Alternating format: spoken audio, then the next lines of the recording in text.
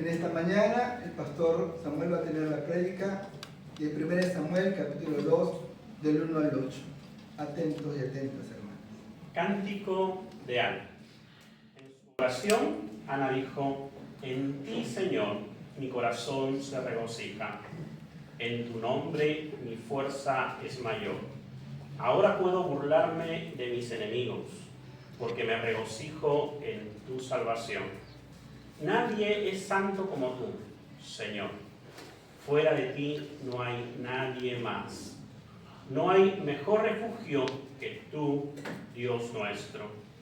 Que nadie se jacte ni sea altanero, que aparte la insolencia de sus labios, porque solo el Señor es quien lo sabe todo. Es el Dios que pondera toda acción. El Señor quiebra los arcos de los poderosos y reviste de poder a los débiles. Los que eran ricos ahora mendigan trabajo. Los que sufrían de hambre han sido saciados. Aún la estéril ha dado a luz 7 hijos, y la mujer fecunda ahora desfallece. El Señor da la vida y la quita, nos lleva al sepulcro y nos rescata de él. El Señor da pobreza y riqueza. El Señor nos humilla y nos enaltece. Al pobre lo levanta de la nada y saca de la inmundicia al mendigo para sentarlo entre los príncipes. Palabra de Dios. Alabanza a ti, oh Cristo. Confesemos nuestra fe con el credo apostólico, hermanos y hermanas. Creo en el Padre Todopoderoso, Creador del cielo y de la tierra. Creo en Jesucristo, su único Hijo, nuestro Señor, que fue concebido por obra del Espíritu Santo, nació de la Virgen María, padeció bajo el poder de Poncio Pilatos, fue crucificado, muerto y sepultado, descendió a los infiernos, al tercer día resucitó de entre los muertos, subió a los cielos, está sentado a la diestra de Dios Padre Todopoderoso, y desde allí ha de venir a juzgar a los vivos y a los muertos. Creo en el Espíritu Santo, la Santa Iglesia Cristiana, la comunión de los santos, el perdón de los pecados, la resurrección de la carne y la vida perdurable. Amén. Pueden tomar asiento.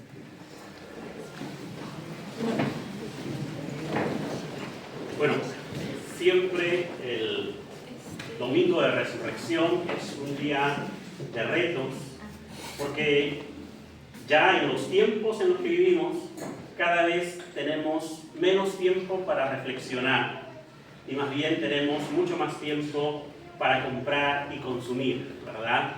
O para hacer cualquier otra cosa menos tomarnos el tiempo de reflexionar en este asunto propiamente de la esencia del cristianismo, que es la resurrección. Pero quiero comenzar la prédica con los textos leídos antes y conectarlos al texto central. El primer texto de Apocalipsis 1:18, Jesús se presenta en esta visión a Juan de Patmos, y Jesús se autopresenta con una identidad de Señor, del Kyrios, de gloria y el Dios, el Señor de la historia. Y es la historia desde el revés de la historia. No es la historia desde el fuerte y el poderoso, es la historia desde el débil y el sacrificado. No aquel que fue a entregar su vida por todos, sino a aquel que le arrebataron la vida, y en el que tenemos más bien la esencia de la identidad cristiana. Esto nos recuerda entonces en Apocalipsis 1:18 las conexiones con la grandeza de Cristo, conectados con el libro de Éxodo 19:6 y Daniel 7. Las conexiones con el Éxodo, donde Yahvé habla al pueblo, es el texto de la voz de Dios, pero el pueblo no quiere oír y aparece Moisés como el mediador. Así que aquí el Señor, el Kyrios, se presenta como ese mediador. Y es un mediador Mesías sacerdotal, que camina entre el candelabro, porque en todo el capítulo 1 de Apocalipsis aparece este ángel caminando entre los candelabros. Y son 7 brazos porque implica el tiempo de Dios, el número en el que Dios actúa, haciendo lo que Él quiere y no lo que la humanidad necesariamente quiere hacer. Bueno, primera conexión. Entonces, tenemos un texto rico en figuras, como es el Apocalipsis, pero conectado propiamente con quién es el Señor, el Cristo resucitado. Marcos, el Evangelio de Marcos, nos coloca en una discusión mucho más complicada, diríamos, por la discusión si Jesús resucitó o no resucitó. Y allí viene parte del debate.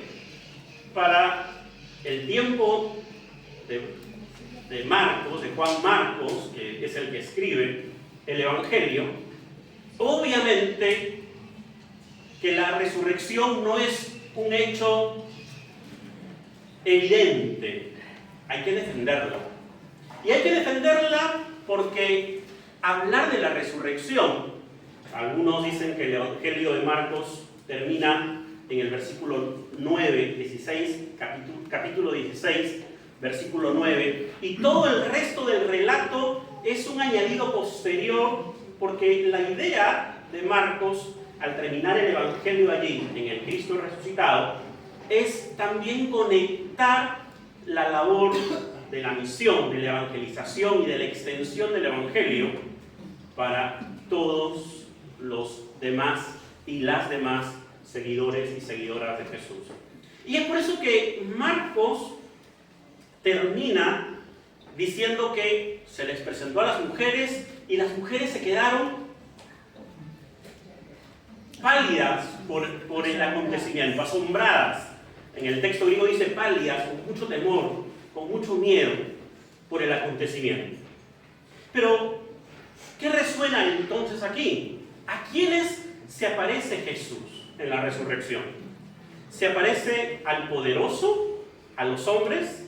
No, los hombres que eran los que debían de salir a encontrarse con el Señor estaban escondidos, con miedo, porque no tenían el carácter, a pesar que por ley ellos tenían la obligación de ser la imagen pública del Evangelio. Pero los primeros enviados, las primeras enviadas, fueron mujeres.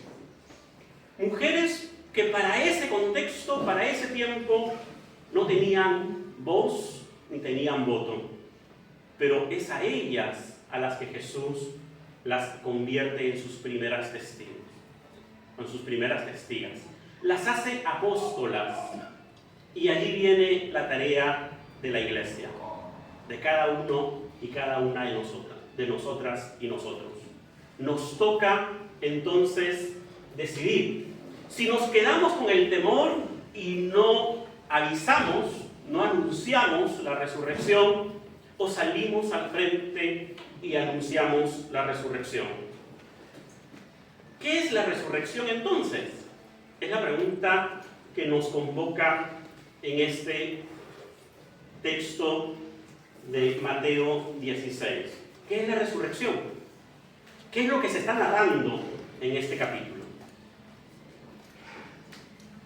Pablo, a diferencia de el Evangelio de Marcos, Pablo está anunciando a un Cristo resucitado entre los muertos. Y Mateo está anunciando a un Cristo o al primer resucitado.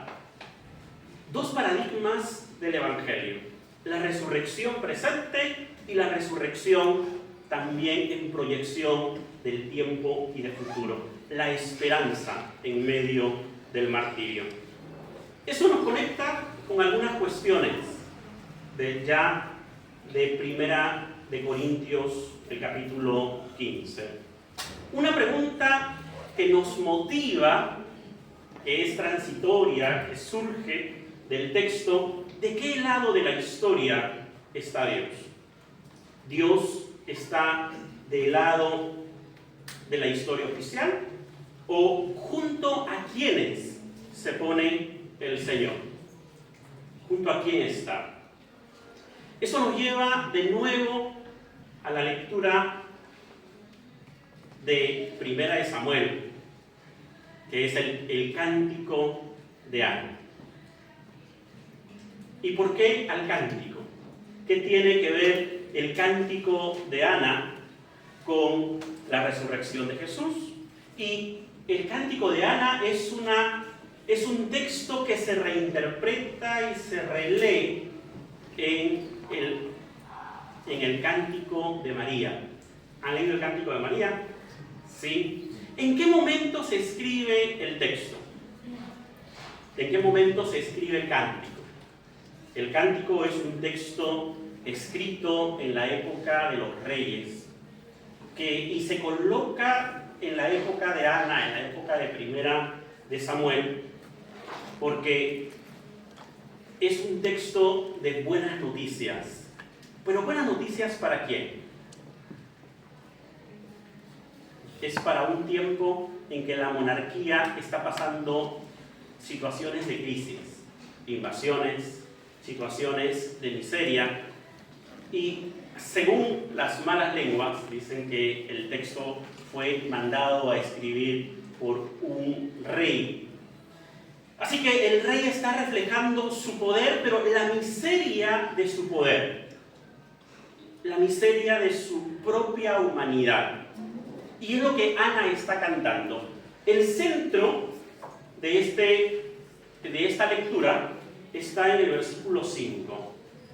Dice: a los que antes tenían mucha comida, Dios les hace trabajar para ganarse el pan.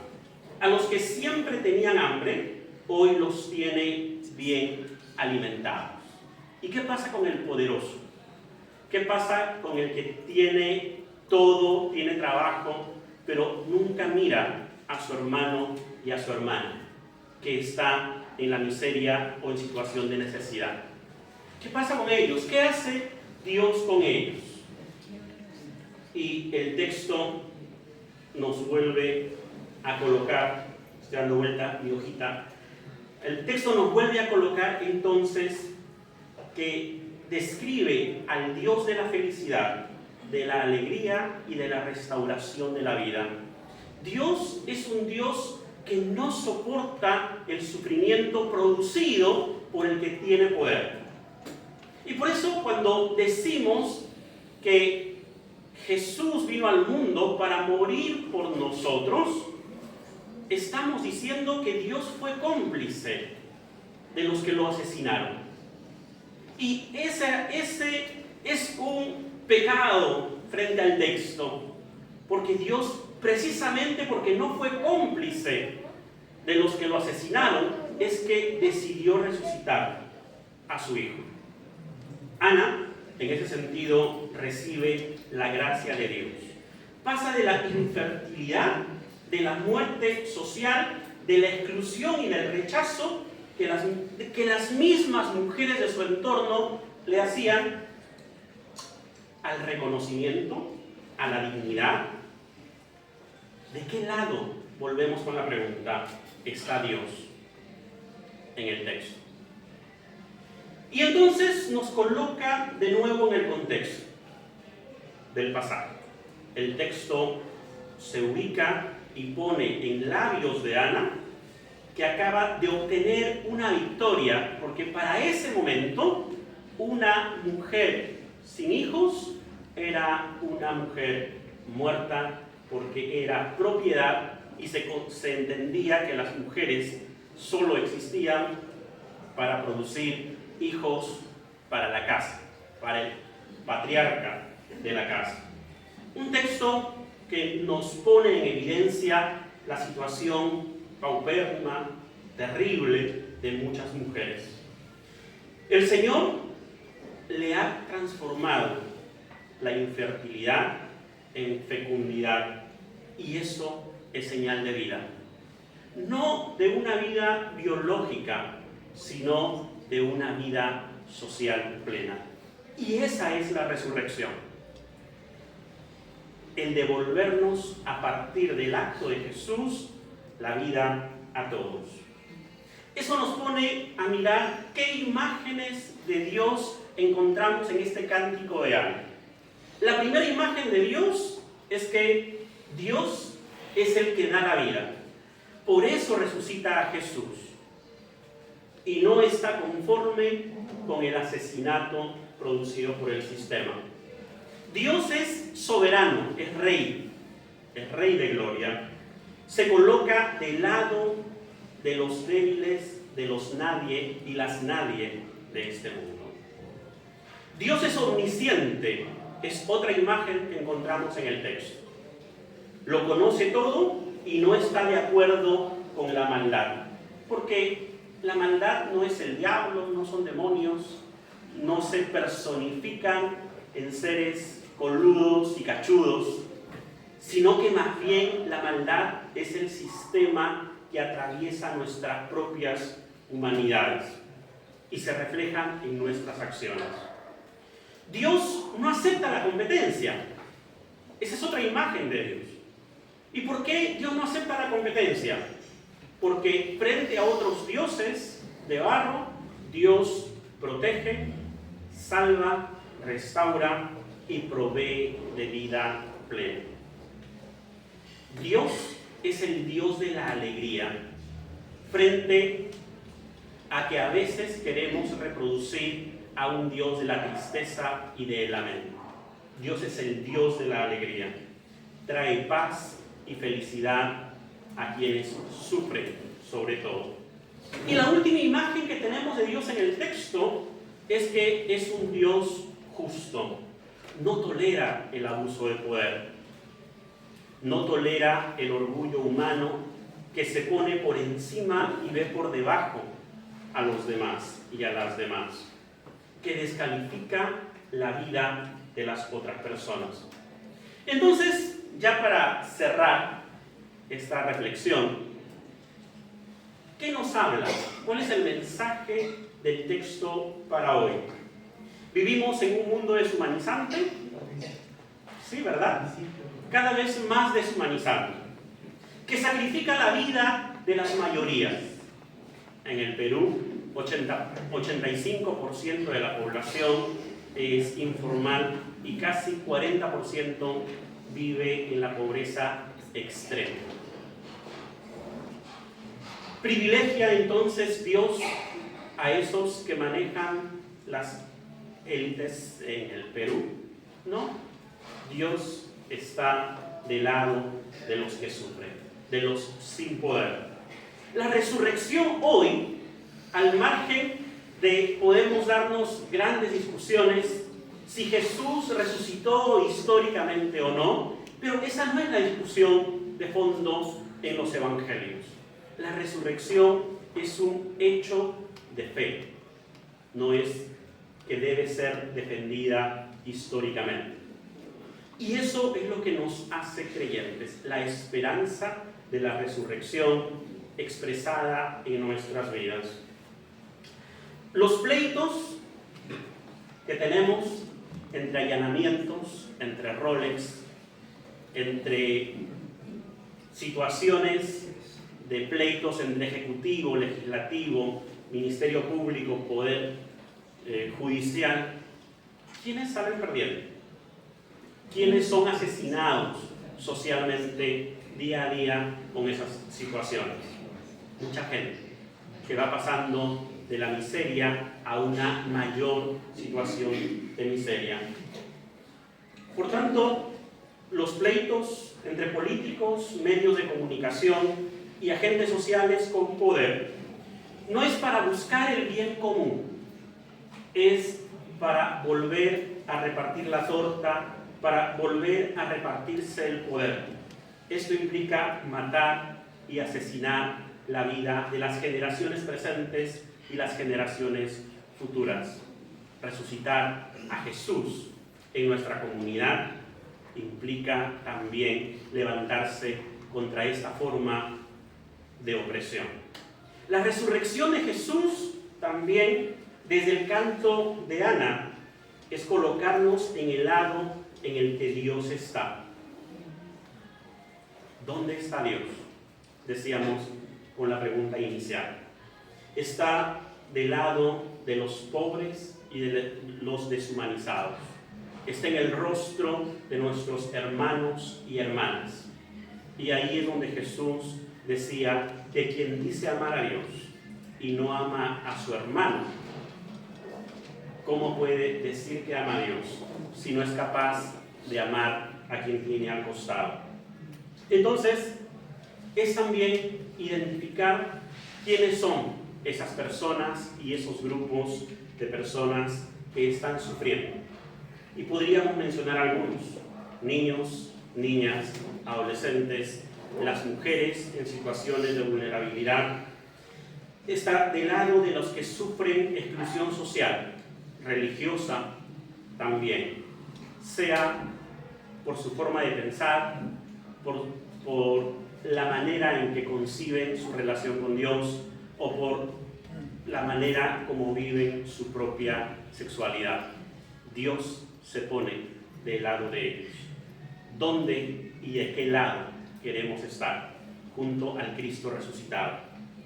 Seamos entonces una comunidad que vive al resucitado desde el canto de Ana, felices y alegres, porque nos ha devuelto la vida.